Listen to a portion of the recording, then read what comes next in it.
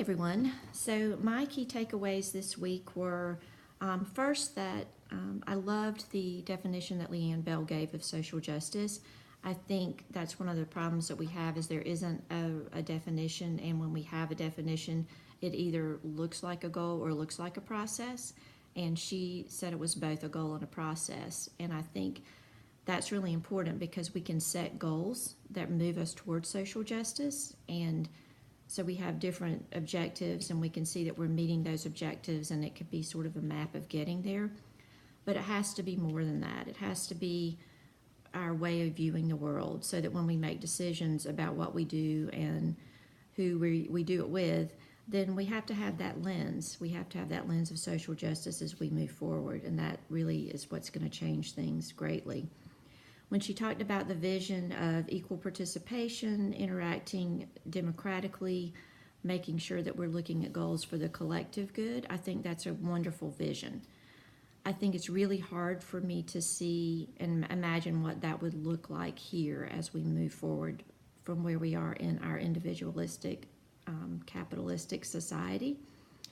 Although I think even in other societies that have different forms of government that have more equity, there's still pockets of power because different groups, even if we're looking at things democratically, they're larger and have more influence.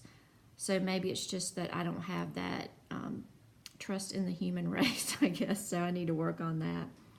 What I really liked about Hackman was that she looked at social justice education as not just the facts, but challenging them at a micro and macro level, and within that looking at our own individual positions and then how our groups interact with each other. Right now, I think social justice is more tolerance, and it's really not that. We kind of stop there in a lot of ways, and we say, oh, we're tolerant and we understand, so that's it. But really, if we want to move toward action, then we have to go through all of those levels. Another thing I thought about was I'm just so practical, and I really appreciated Betez and when she talked about the 7 skills related to the mind-body connection, the facilitation about discussions of power, privilege, oppression, and how we need to have compassion and optimism, self-care, and then developing these critical communities. I often struggle with what I'm doing and whether it has an impact at all. And so I think looking at those 7 skills gives me grounding, and it does give me optimism and hope, because when I get involved and wrapped up and fearful within our society, because there's a lot of fear when you're talking about social justice. You don't have to look further than our current administration and the wall to see that fear takes us in directions we don't need to go, and it's a waste of time and energy, and it holds us back personally and professionally in all ways. So anyway, I liked that she brought that in.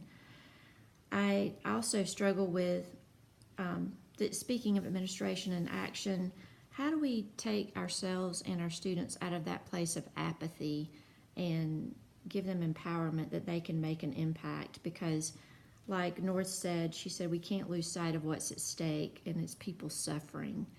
So how do we focus there and then rally around common principles like truth, justice, integrity, and what those mean, so that even if knowledge is socially constructed, we have these common principles that we move forth from. How do we get there? And the last thing I'll leave you with is a quote that one of my friends read.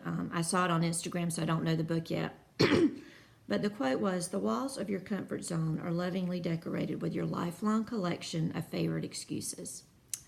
So I'll leave you at that.